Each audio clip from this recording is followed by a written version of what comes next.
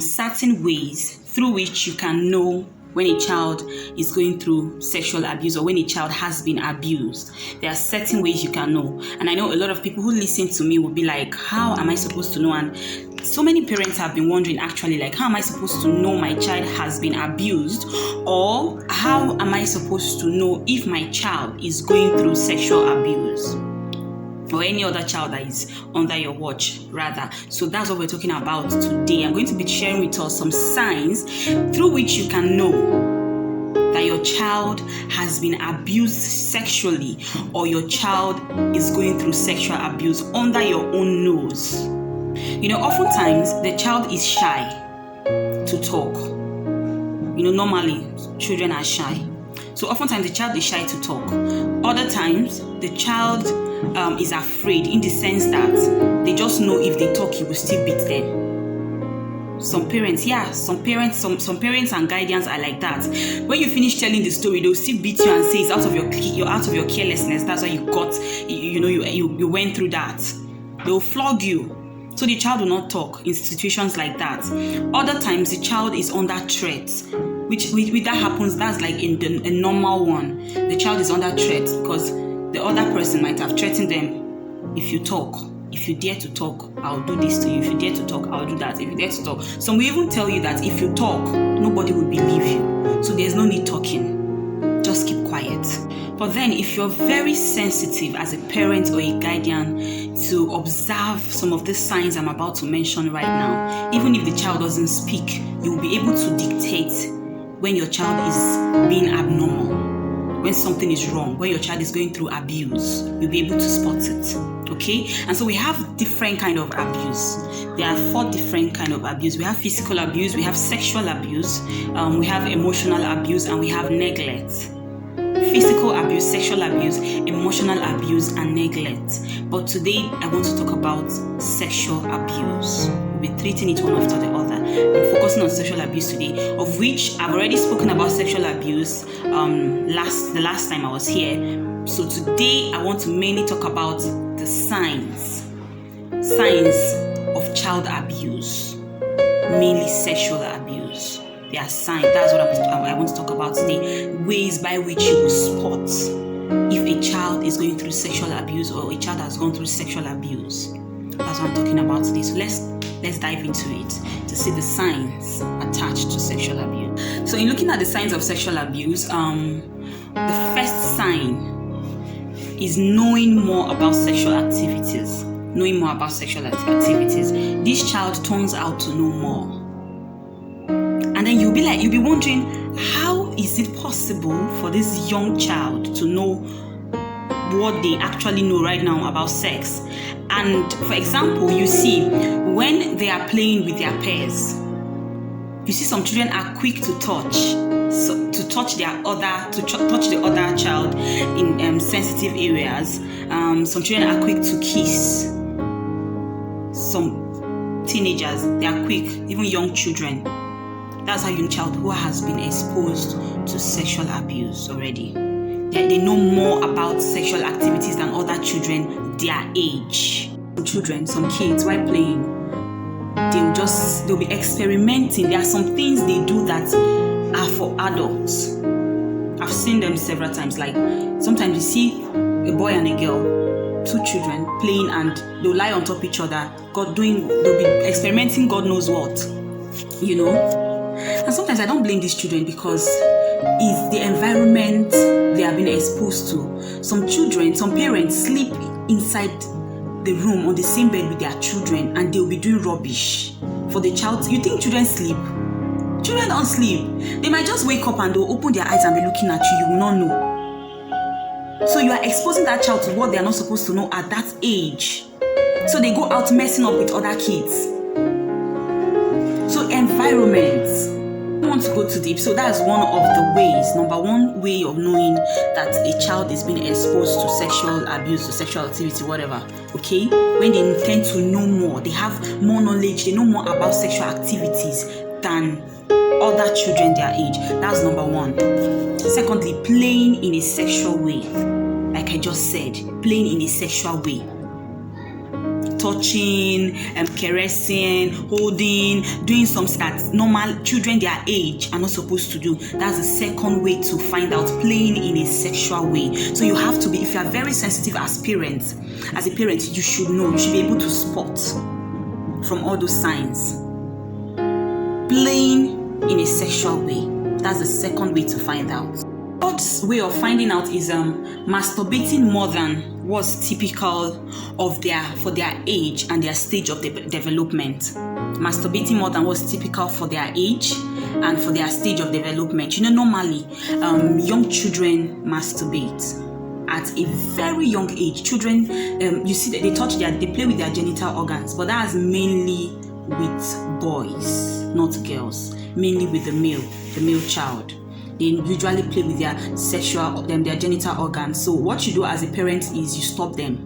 Whenever you see them your child put his hand there, just take it off. If they're already grown a little, whenever you see them putting their hands there, playing with it, hit the hand, take it off, always flog them. Let them know that it is wrong, because if you don't stop them at that time, they will continue to masturbate more than what's typical, what's normal for their age. It's now a habit. The child is always doing it, finding so much pleasure in it. Normally, they're supposed to do it unconsciously. So when the child is beginning to do it, if you even get to a point where he will sneak to go and hide and do it, or hide, cannot do without placing. I know a guy till date, whenever that he's sleeping, if you catch him sleeping, he will put his hand down there. The parent did not stop him, and he's masturbating practically. You catch him sleeping with his hand in his trousers. Okay, so when you find out that the child is doing it more than he's supposed to, then you just have to stop that child. You know that abuse has stepped in. Like, for example, while I was in school, I had a friend and he told me something. He said that a woman, he was abused as a child. A guy, he said he was abused as a child by the woman that was taking care of him, like the nanny or something. Abused him. So you can imagine. So even male children get abused. They are exposed to abuse as well. So you see these women, while they're supposed to bath the children, they start playing with the boy's genital organ. And from there, the child begins to find out that this thing is pleasurable. That's how it becomes a habit. So he always wants to do it. Even when the child is in school, you see them putting their hands in their trouser. The child is sleeping, you see him putting his hand in their trouser. Anytime. Some children suck. They suck their thumb, their finger. So this child will rather play with the genital organ, and it's now a normal thing. So that's one of the signs of spotting abuse, even with the girl child now. Because when you see a girl start touching, playing, as a parent, you observe your female daughter. It's not even normal for the female child to do that. And then you start seeing your daughter, you start catching. That's why it's good to always watch your children. Don't go out, drop them at school and leave, and come back when they're already in bed. You won't know nothing about them. Always watch your child. One day you will catch that child. One day, if you are very sensitive and you are always watching your child, one day you will find out. You see your daughter playing with the genital organ, which is unusual. Someone has been doing it to her, so she's finding pleasure. That's why she's doing it as well. Blessing CEO once said that when she will start masturbating as a child, so whenever she's taking her bath, she'll be doing that in the bathroom. She just knows that it's nice, like she's enjoying it. So now, if only her parents were sensitive, they will know that if this child went into the bathroom at this time, she should be out by now. So what else is she doing inside the bathroom? So she was successfully doing all of that because the parents were not sensitive enough. So you have to watch your children like an eagle to be able to spot these signs I mentioned. If you're a careless parent, an absentee parent, you will not even notice one bit. You won't, because you have to be very, very sensitive. Another sign is refusing to undress for activities or wearing additional layers of clothes. When your child becomes so shy, is a sign.